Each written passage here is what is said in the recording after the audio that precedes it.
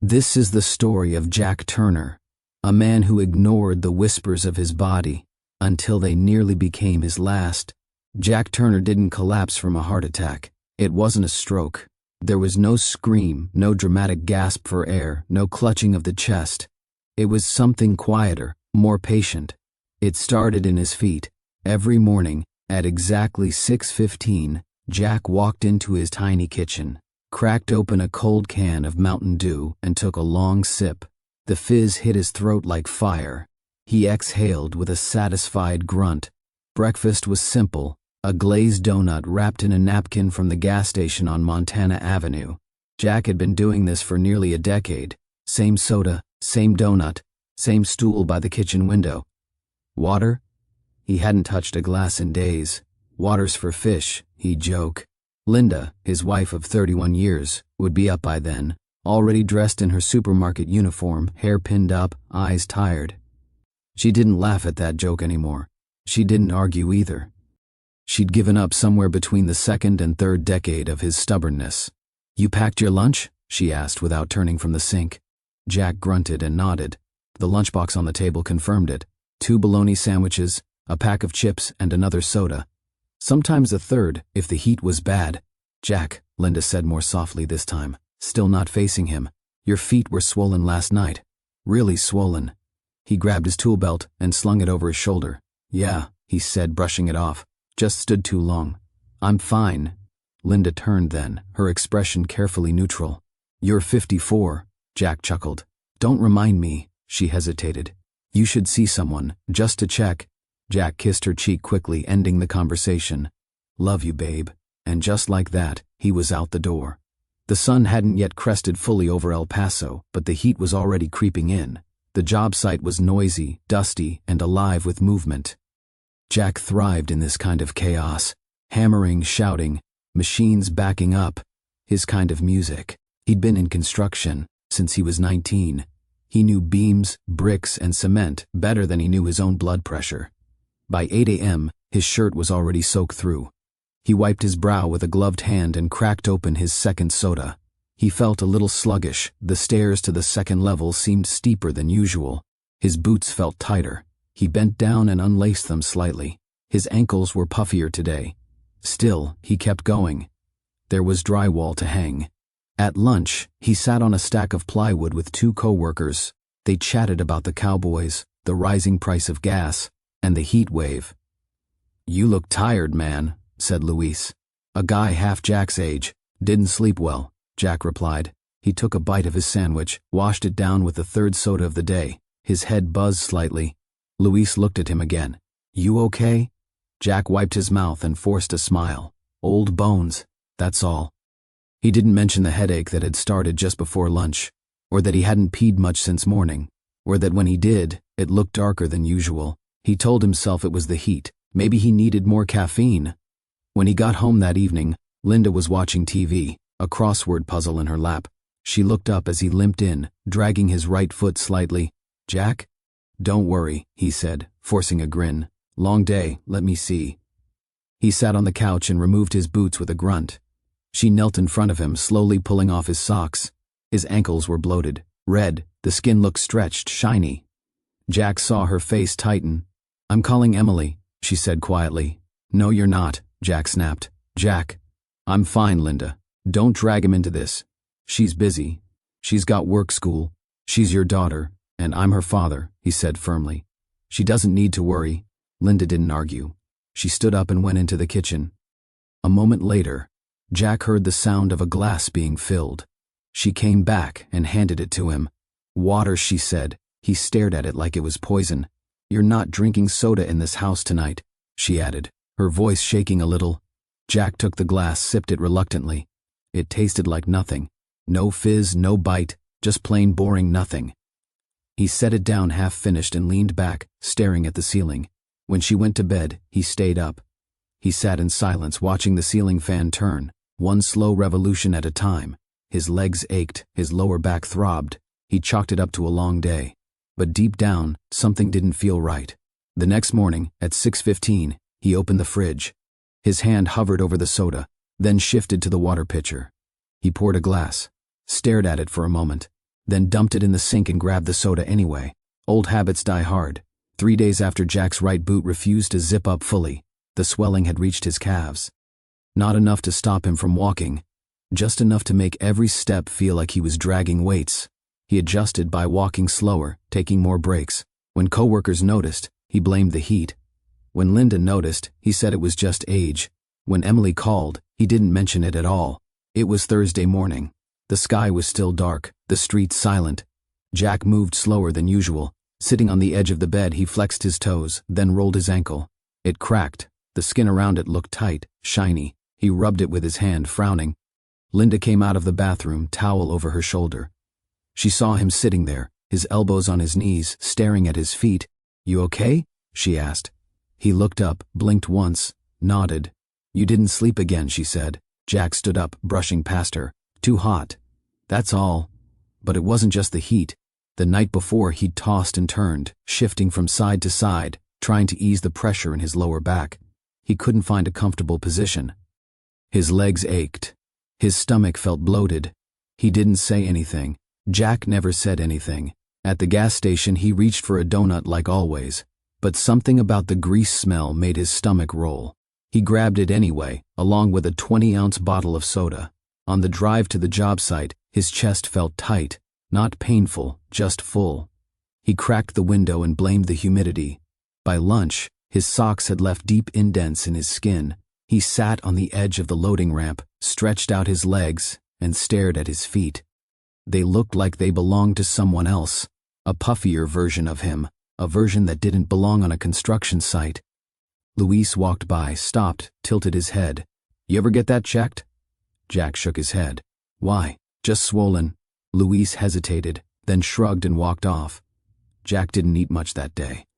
The sandwich sat in his lap, half unwrapped. He sipped his soda, then poured some of it out, not sure why. Maybe it just didn't taste right. Or maybe he didn't. When he got home, Linda was waiting. She had that look again, half worry, half exhaustion. She pointed to his feet the moment he took off his boots. "This isn't normal," Jack sighed. "It's fluid, Linda. I'll prop him up tonight." She crossed her arms. "And tomorrow, I'll take a break. Maybe call in." "You never call in. Maybe I should." She softened, then sat beside him, her voice gentler now. "You've been looking tired, Jack. Your skin. It's different. You don't eat much. You haven't slept right in weeks. Your feet aren't supposed to look like that." Jack didn't answer. "I looked it up," she continued carefully. "Swollen feet, fatigue, trouble sleeping. They can be signs of kidney problems." He turned sharply. "Oh, come on. Google says everything is a kidney problem." "No," she said. "But you're 54, and you haven't had a physical in, what, 10 years? 8? That's not better. I don't need a doctor to tell me I'm tired." "No," she said. "You need a doctor to tell you why." He leaned back, ran a hand down his face. She stood and walked to the kitchen. When she came back, she was holding a glass of water again. "I'm not your enemy, Jack," she said, handing it to him. "But I can't fight this for you." He took it, stared at it, then drank it all in one go. It felt strange, cold, heavy. That night, Jack dreamed he was drowning, not in water, but in mud, thick, slow, silent. His limbs wouldn't move, his chest was tight. When he woke up, his heart was racing. The next day, Emily called. "Hey, Dad," she said, bright but tired. "How are you feeling?" "Good. Little tired. Long week. You look tired." He blinked. "What?" "I saw the picture Mom sent me." Jack didn't respond. "Your ankles, Dad." "That's not nothing. It's not something. You know I work with patients like you, right? Every day. And you know how many of them thought they were fine until it was too late?" He chuckled nervously. "You make it sound like I'm dying." Emily's voice changed, softer, but firm. "I'm not saying that. I'm saying you're ignoring something important. And that's how it gets worse." He looked around the living room, at the empty soda cans on the side table, the untouched dinner on a paper plate. "I don't feel sick," he said quietly. "Kidney disease doesn't feel like anything. Not at first." There was a silence. "I love you, Dad." He swallowed hard. "Love you too, Em." After the call, he sat alone for a long time. The room felt too quiet. The weight in his chest returned, not heavy like fear, but like guilt. He went to the kitchen, opened the fridge. His hand hovered between two choices, another soda, or the pitcher of water. He grabbed both, set them down on the counter, stared. Then he reached for a glass, poured water, and drank. It didn't solve anything, but it was the first time he listened. Saturday morning came with the same Texas heat and the same quiet tension in the kitchen. Linda was frying eggs, her movements slower than usual. Jack sat at the table, scrolling aimlessly through his phone, eyes heavy, legs stretched out stiffly under the chair. He hadn't slept more than 4 hours. His lower back ached, his fingers felt thick. The house smelled of grease and toast. It was familiar, comforting, and oddly irritating. "I made you some eggs," Linda said without looking at him. Jack nodded but didn't reach for the plate. His stomach hadn't felt right since yesterday. Everything felt heavy, bloated. Even water sat like a rock in his gut. "You didn't drink much yesterday," she added, keeping her voice light. "I drank some," he mumbled. "You need more than some, Jack." He didn't answer. He hated being reminded. She set down the spatula and turned around, her apron streaked with oil. "You remember that guy Carl down the street? The one with the walker? Yeah, he used to be just like you, kept saying he was fine. Now he's in dialysis 3 times a week. Says he'd trade his truck just to pee like a normal person again." Jack smirked. "I'm not Carl." Linda leaned back against the counter. "You're not bulletproof either." He shoved his phone in his pocket and stood. "I've got errands. On a Saturday. Yard needs stuff, the hose is leaking. That kind of thing." She opened her mouth, then closed it. She'd learned that arguing with Jack when he was like this was like trying to nail Jell-O to a wall. As he passed by the front door, he nearly tripped over the small brown package on the welcome mat. Amazon. His name printed neatly on the label. He brought it inside, tore it open. Inside was a sleek silver-insulated water bottle and a handwritten note in looping cursive. "Dad, please use this. Hydration matters. Love, M." He stared at it for a long time. The bottle gleamed in the morning sun. He could see his face in the reflection, older, more tired than he remembered. The skin around his eyes sagged. There was a dull gray in the whites. He looked unfamiliar. He shoved the bottle back into the box and tossed it onto the back of the closet, behind the winter coats they hadn't used in years. That afternoon, he sat in the garage cleaning tools he hadn't used in months. It wasn't about the tools. It was about noise, about doing something, anything, to keep from thinking. When Emily called again that evening, he didn't pick up. Linda stood in the doorway, arms crossed. "You know she called 3 times. I'm tired. You're avoiding her. She's just gonna say the same things. I don't need a lecture. She's your daughter, not a doctor." "She's worried. That's not the same as lecturing." He wiped his hands on a rag, pretending to be preoccupied. "You know what really gets me?" he said after a pause. "I worked my whole life to give her a better one. Paid off her tuition, helped with her rent, made sure she didn't have to worry about anything." Linda's eyes softened. "You did. You still do. And now she talks to me like I'm the one who doesn't know better. Like I'm some stubborn old man who refuses to take care of himself." Linda stepped forward. "Maybe it's not about what you know, Jack. Maybe it's about what you're not willing to face." He looked up at her, face flushed. "I'm not scared." She tilted her head. "Aren't you?" Jack didn't respond. Later that night, he sat on the edge of the bathtub, staring down at his feet. The swelling was worse. The skin was tight, like stretched rubber. He pressed his thumb into the side of his ankle and watched the indent slowly fill back in. He opened the medicine cabinet and pulled out a bottle of ibuprofen. Dry swallowed 2 pills, then 3 more. He didn't count. Lying in bed, he stared at the ceiling in the dark. Memories flickered behind his eyes. His father, lying in a hospital bed, tubes everywhere. The sound of machines, the shallow rise and fall of his chest. Jack had been 23. He remembered how his dad always said the same thing. "I'm fine." Even when he couldn't stand without help, even when his urine turned red, even when the doctor said renal failure. He died a month after that. Jack never cried at the funeral, not once. But he remembered standing by the casket thinking, "I'm not going out like that." Yet here he was, swollen legs, dark circles, lethargy he couldn't shake, skipping meals, avoiding the truth. The next morning, Linda found the water bottle Emily sent, not in the closet but in the trash. Still shiny, still brand new. The note was crumpled beside it. She didn't say anything. She just took it out, wiped it off, and left it on the kitchen table. When Jack came in, he saw it there and stopped. "I threw that out," he said. "I know," she replied, not looking at him. He picked it up, looked at it again, then placed it back down. "I'm not a child." "No," she said. "You're a man who's pretending nothing's wrong." He turned to leave. Linda didn't raise her voice, didn't chase him.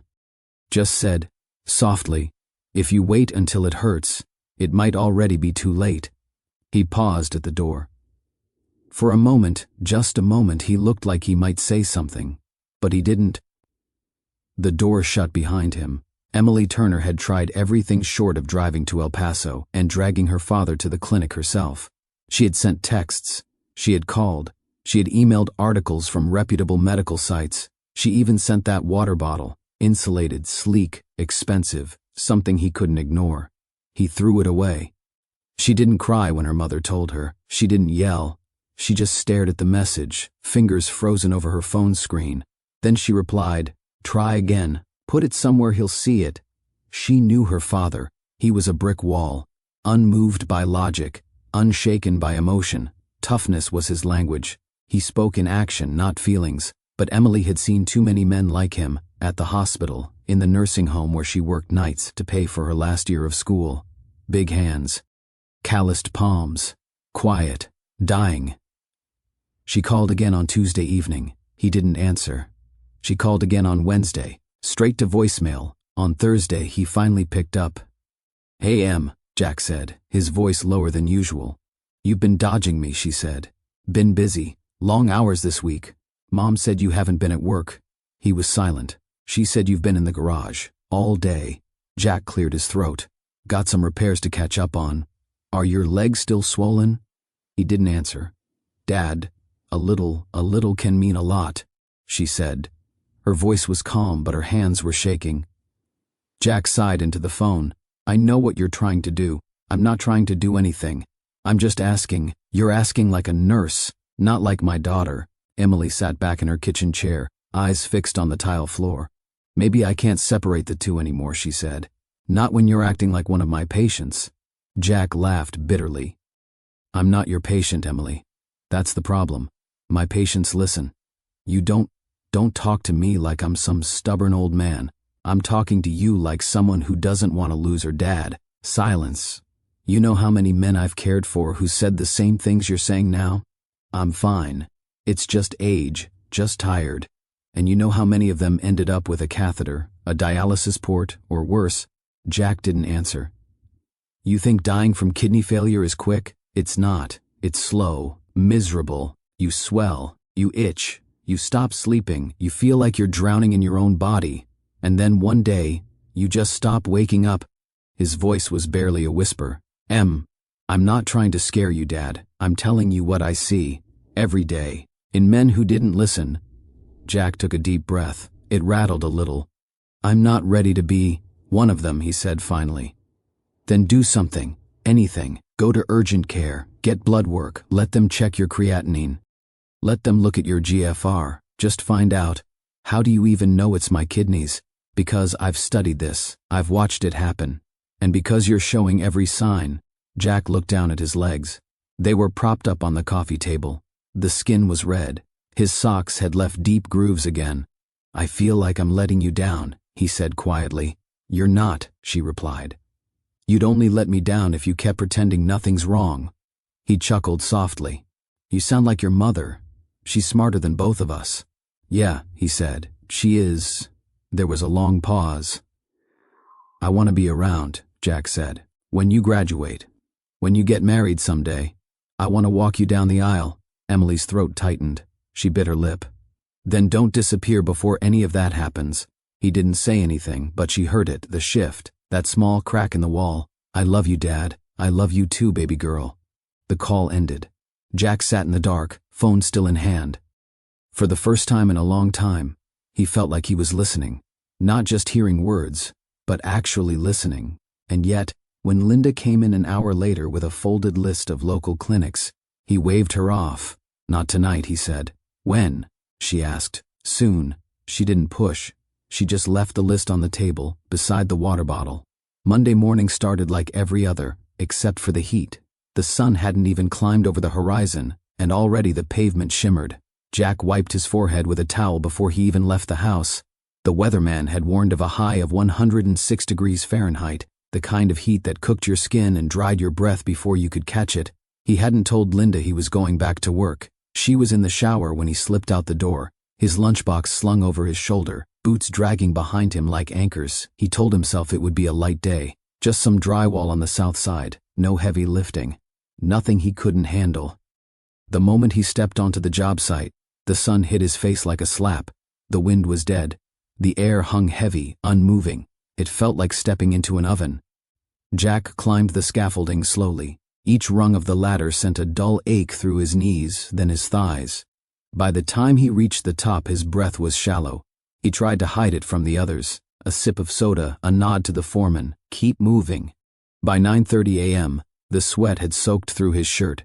His boots felt 2 sizes too small. He sat down on a pile of insulation and rubbed his ankles. The swelling had moved higher. His calves were tight, throbbing. "You good, Jack?" Luis asked, walking by with a clipboard. "Just taking 5, Jack grunted. He waved him off with a smile that didn't reach his eyes. He stood too quickly. The world tilted. He grabbed a beam to steady himself. His ears rang. One of the newer guys offered him a bottle of water. Jack refused, pulling another soda from his cooler. The sun kept rising.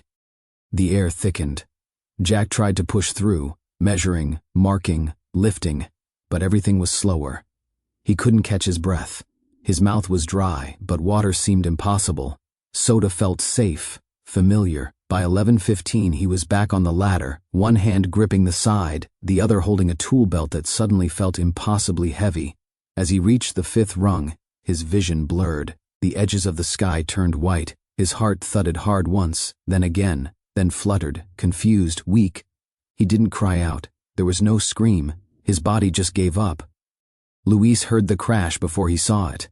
The ladder hit the ground with a metallic clang, and Jack lay beside it, crumpled like a rag doll. "Jack! Somebody call 911!" Luis shouted. Everything moved fast after that, and yet, to Jack, everything felt slow. He was aware of voices around him, distorted like underwater sounds. A face hovered above him, Luis's face, then another. The blue sky was a smear of light above him. The sun burned his skin, but he couldn't move. An EMT pressed fingers to his neck. Another opened his eyelids. "He's barely responsive," one of them said. "Pulse weak. BP's tanking." They loaded him onto a stretcher, strapping his legs, which were bloated and purplish now. One EMT glanced at the chart Luis handed over and muttered, "Diabetic? Hypertension?" "No idea," Luis said. "He never told us anything." The siren wailed as they sped toward the hospital. Jack drifted in and out, sometimes hearing voices, sometimes only the sound of his own heart, thudding faintly like a muffled drum. In the ER, everything became cold and bright, metal and white walls, the beeping of machines, wires taped to his chest, a mask on his face. Linda arrived 20 minutes later, her face pale, hands shaking. A nurse led her to the hallway, where she saw her husband through the glass, tubes in his arms, a machine next to his bed. She didn't cry, not right away. A doctor came out, young and serious looking. He had a clipboard in hand, and a tone that was steady but urgent. "Mrs. Turner?" "Yes. Your husband came in with severe dehydration, dangerously high creatinine levels, and what appears to be acute kidney failure. Has he been experiencing swelling, fatigue, changes in urination?" "Yes," Linda whispered, "for weeks." The doctor nodded grimly. "He's been in silent kidney failure for some time. His kidneys are functioning at less than 20%. Linda covered her mouth. "We're starting emergency dialysis to stabilize him. It's critical we do this now." She nodded. "Do what you have to." Inside the room, Jack opened his eyes slowly. The ceiling above him was unfamiliar. The mask on his face felt like a weight. He tried to lift his hand but couldn't. His vision focused slowly. Linda's face, blurry at first, then clear. She was crying. He wanted to say something, anything, but the words didn't come. Only a dry croak. A nurse adjusted the dialysis machine. It beeped steadily. Jack turned his head slightly and looked at his legs. They were strapped down, pale, bloated, ugly. He stared at them for a long moment, then closed his eyes again. The first thing Jack heard was the beeping, not loud, not frantic, just steady, like a quiet metronome ticking beside his ear. He opened his eyes slowly. The light above him was harsh, white, sterile. For a moment, he didn't remember where he was. The ceiling tiles were wrong, the air smelled too clean, the sheets felt too stiff. Then the tightness in his arm reminded him, an IV line. He looked down and saw tubes, one running to a machine beside the bed, another feeding back into his body. His left hand was taped down, a monitor clipped to his finger. His chest ached and his mouth was dry. The sound of something cycling, whirring softly, filled the room. Linda was asleep in the chair across from him, her arms folded, face pale and drawn. Jack tried to speak, but his throat cracked. A nurse noticed from the doorway. "You're awake," she said gently. "Don't talk yet. Let me get you some water." She returned with a cup and a straw. Jack sipped slowly. Even that small effort left him tired. "Where am I?" he rasped. "El Paso Memorial, ICU. You've been here since Monday." He blinked. Monday? It was… what now? He had no sense of time. "You collapsed on a job site. Severe dehydration and something else. Your kidneys weren't functioning properly. We started emergency dialysis right away." Dialysis. The word landed heavy, like a brick on his chest. A few hours later, after Linda had woken and taken his hand with silent tears, a doctor in dark blue scrubs came in. Young, mid-30s, with a calm face and a clipboard in hand.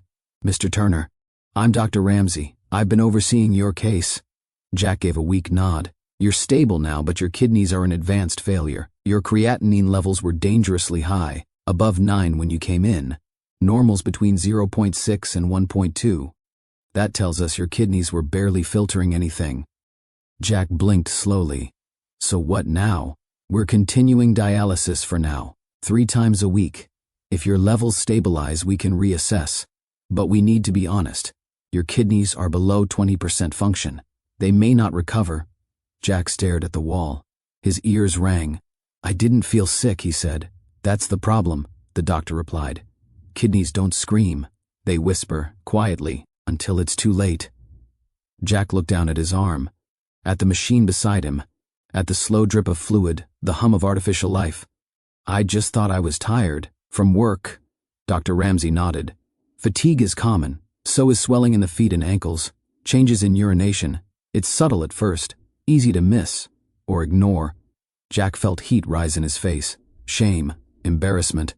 He thought of all the times Linda had said something, all the calls from Emily. "I should have listened," he whispered. Dr. Ramsey pulled a chair closer.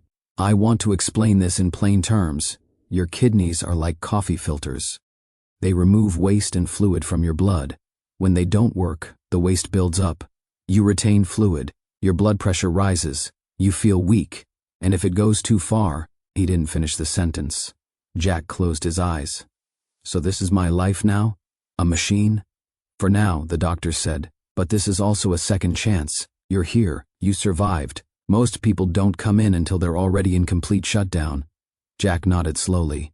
"I thought it was the heat. It was partly. But heat just sped up what your kidneys were already failing to do, regulate." Dr. Ramsey stood. "You'll meet with a renal specialist tomorrow. We'll talk about treatment plans. And lifestyle changes." "Water," Jack muttered. "Yes," the doctor smiled. "More of that, less soda, less salt, and definitely regular checkups." After he left, Jack turned to Linda. She hadn't spoken much. Her hands were folded tightly in her lap. "I'm sorry," he said. She looked at him. Her eyes were red but steady. "I don't want sorry, Jack. I want you here. I didn't think it was that bad." "You didn't think," she said quietly. "That was the problem." He turned away, ashamed. She reached out and took his hand.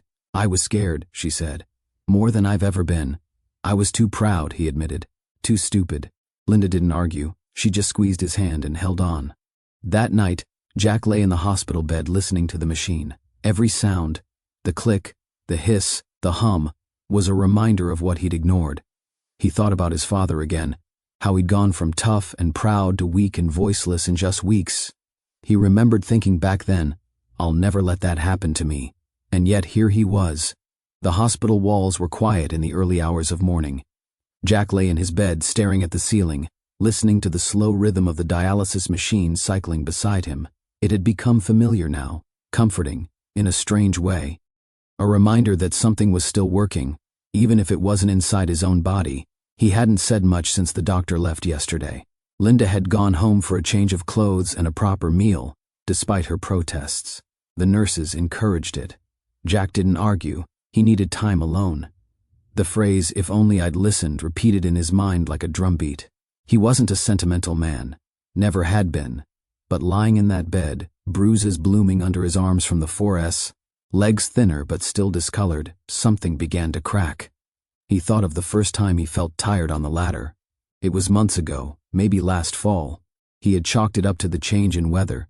Then he remembered skipping breakfast to beat traffic, grabbing a Mountain Dew and a honey bun from the gas station instead. That had become a habit. And not long after that, the swelling started. He had noticed it. He just didn't care, or maybe he didn't want to care. Because caring meant acknowledging something could be wrong. And that wasn't how Jack Turner was raised. His father had believed in hard work and keeping your mouth shut. He worked until the week he died, refusing doctors, refusing weakness. Jack followed that blueprint for over 50 years. Until now. A nurse came in mid-morning to check his vitals. She was younger than Emily, kind eyes, firm hands.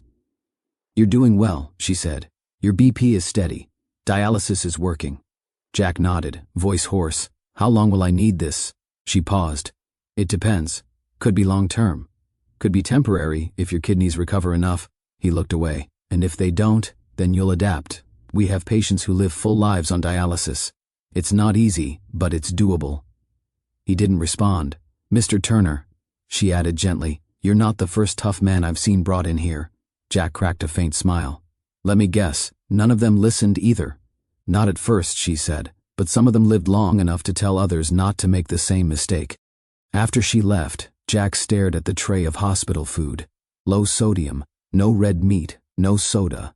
A bland grilled chicken breast with steamed carrots and unsweetened tea. His stomach growled, but not from hunger. From regret. He took a small bite. It was dry, but it went down. Later that afternoon, Emily visited. She walked in slowly, cautiously, holding a paper bag and a look of worried hope. "Hey, Dad," she said softly. Jack smiled weakly. "Look who finally got time off. Only took a near-death call from Mom to get my supervisor's sympathy," she replied, setting the bag on the side table. "Brought you something?" Jack raised an eyebrow. "Don't worry," she added. "It's doctor-approved. Unsweetened almond milk and low-sodium trail mix." He laughed, actually laughed, a rasping chuckle that made his ribs ache. "You're relentless.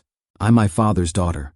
She sat beside the bed, pulling her chair close. Her hand rested gently on his arm. "I'm glad you're still here," she said. He looked at her, eyes misty. "I should have listened." "I know," she replied. "I almost didn't make it, but you did." He swallowed hard. "I don't want to be like this. You won't be, not if you change.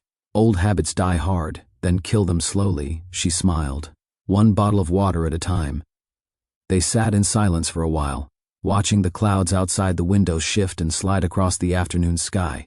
That night, Jack took a walk down the hospital hallway with a walker. It was slow, unsteady. Each step felt like a mile. But he moved. Nurses watched from the desk with nods of quiet approval. When he got back to his room, he looked in the mirror for the first time in days. His face was thinner, the bags under his eyes darker. But his eyes looked clearer. He sat down, opened the bag Emily had brought, and picked up the water bottle she'd placed inside. The same one he'd thrown away. He turned it in his hands. His reflection warped across the curved steel. Then he unscrewed the lid and filled it from the sink. He drank slowly, deliberately. That night, as the lights dimmed and the machine beside him hummed, Jack whispered to himself, "Not too late." And for the first time since the collapse, he believed it. 3 weeks later, Jack Turner stood at the sink in his kitchen, washing out his new water bottle. It was his third refill of the morning. He no longer drank soda. Not a drop. The cravings had been brutal the first week. Headaches, mood swings, even dreams about icy cans of cola cracking open in slow motion. But they'd passed, mostly. The early sunlight poured through the window, catching the steam rising from his oatmeal. No sugar, just a dash of cinnamon and almond milk. Jack had never cared for oatmeal. Now he ate it every day. The first bites had tasted like cardboard. Now they tasted like routine, familiar, safe. On the table beside him sat a worn notebook, a gift from Emily. On the front, in gold lettering, 1 day at a time. Inside were short entries. Nothing flowery, just dates and facts. 7 a.m., 15-minute walk. Legs stiff but no swelling. 8:30 a.m., oatmeal, blueberries, water X2, BP 136, 88ths, better.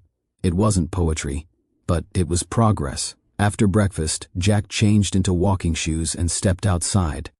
The Texas heat had softened in the fall, just enough to make mornings tolerable. He walked slowly, steady, down to the end of the block and back. Some days he went further. Today, he kept it short. His legs still ached by the time he returned, but they didn't swell the way they used to. Linda met him at the door with a towel. "You beat your time," she said. "I wasn't racing." She smiled. "Still counts." They'd fallen into a rhythm. She packed his dialysis bag the night before each session. He made breakfast. She drove him when she could. He drove himself when she couldn't. The silences were softer now, less sharp, less accusing. There was still pain, but it had turned into something useful, something like love. On Wednesdays, he joined a small support group at the local clinic. 6 men, all over 50, all living with kidney failure. They sat in a circle of plastic chairs and swapped war stories. First collapses, first treatments, first wake-up calls. The first time someone said, "I need help," and meant it. Jack didn't say much at first. He listened. Then one day, he spoke. "I used to think taking care of myself was selfish," he said, "like I didn't have time for it, like it wasn't a real job." The others nodded.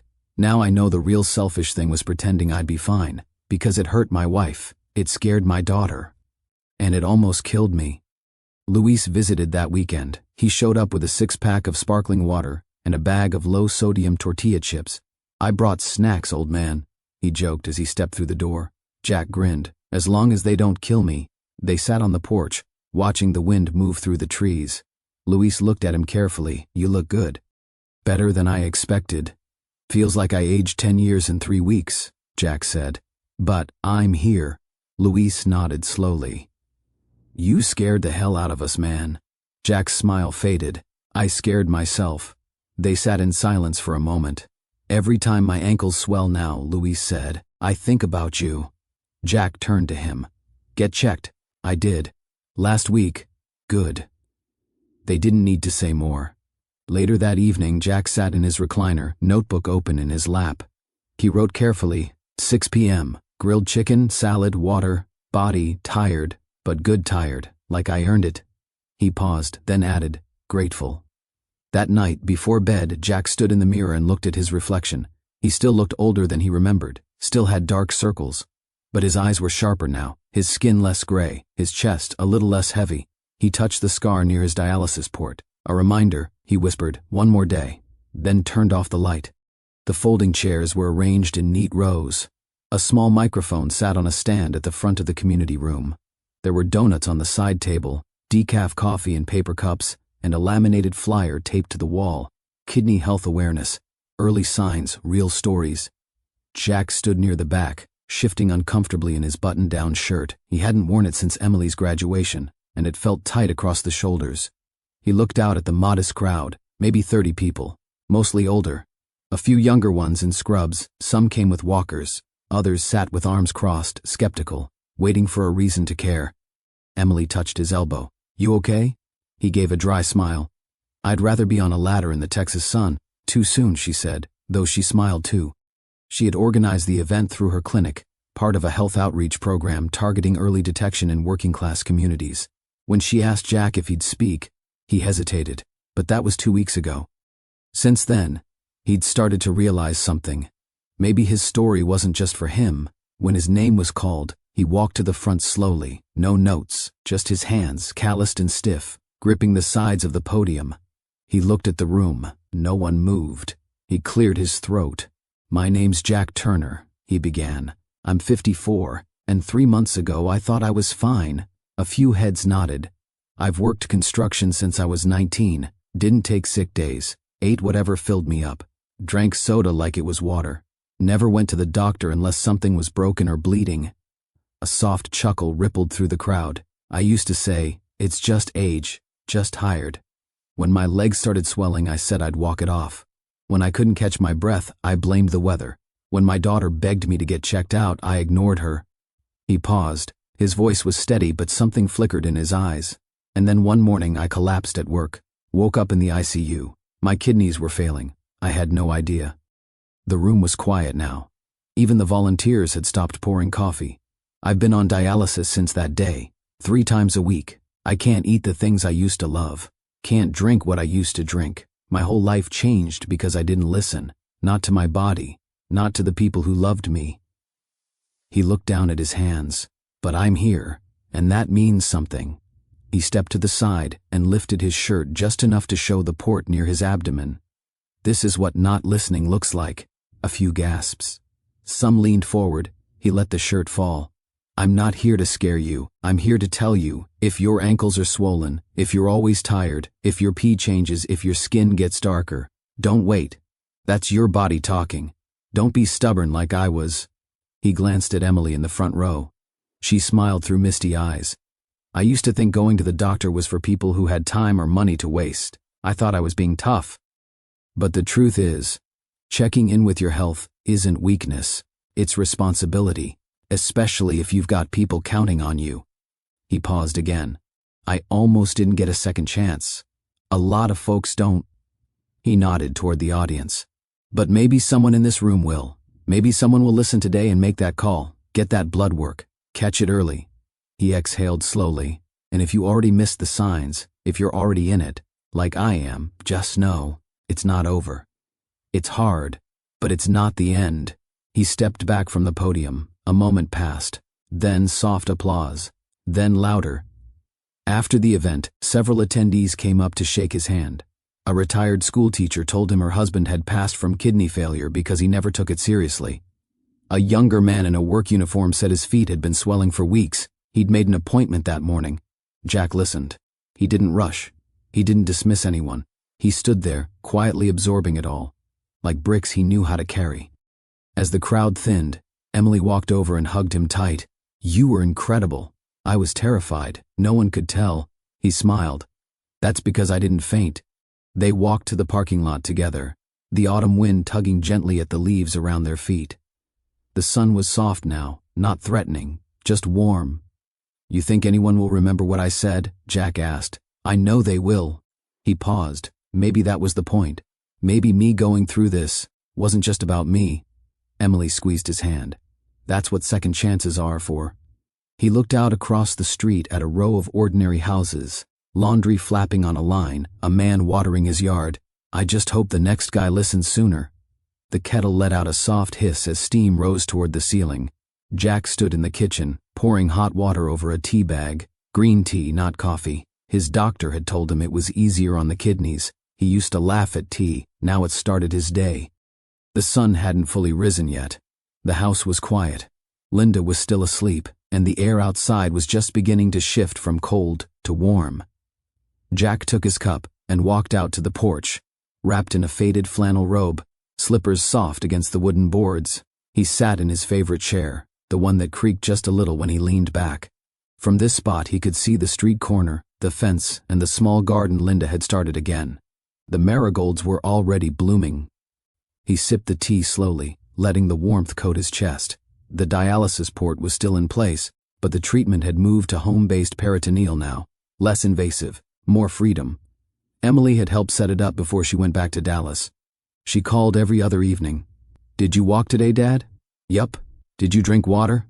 3 bottles. Did you eat your greens? You don't miss a beat, do you? Not with you. He didn't mind the check-ins anymore. They felt like connection. Later that morning, Linda joined him with her own cup of tea and a folded crossword. She sat beside him, her feet curled under her, eyes soft with peace that hadn't been there before. You know, she said, we've got tomatoes coming up this week. You should help me pick them.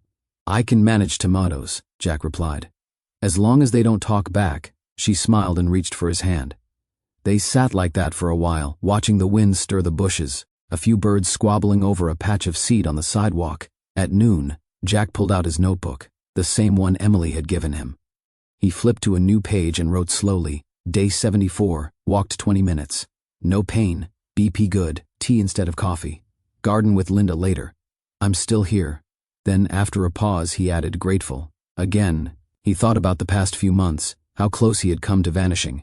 Not dramatically, not with an explosion, just slipping away. Quietly. like a light bulb dimming until no one noticed it had gone out. But now every day felt like a decision, a win. In the afternoon, he drove to the local hardware store. Not to work, just to browse. He ran into Luis in aisle 4. "Hey," Luis grinned. "Out in the wild, I see, just stretching my legs. You look good." Jack smiled. "Feel good. Tired, but the right kind." They talked about nothing important.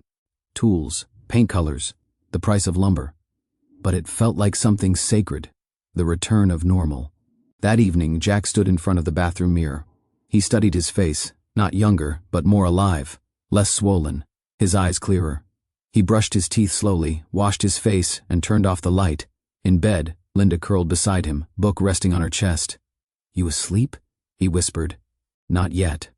He looked at the ceiling. "You ever think about how lucky we are?" She turned to him. "Every night," he nodded. "Me too." Outside, the wind shifted again. The sky was dark, but calm. No sirens, no monitors. Just the soft creak of trees, and the steady rhythm of breath. Jack closed his eyes. Tomorrow would come, and he'd be ready for it. If your body's been whispering, don't wait for it to scream. Swollen feet, constant fatigue, darker skin. These aren't just signs of aging. They could be warnings. Just like Jack, you might think it's nothing, until it's almost too late. If this story made you stop and think, share it. It might save someone you love, and tell us in the comments. Have you ever ignored your body and regretted it later? Subscribe for more real stories that could change, or even save, a life.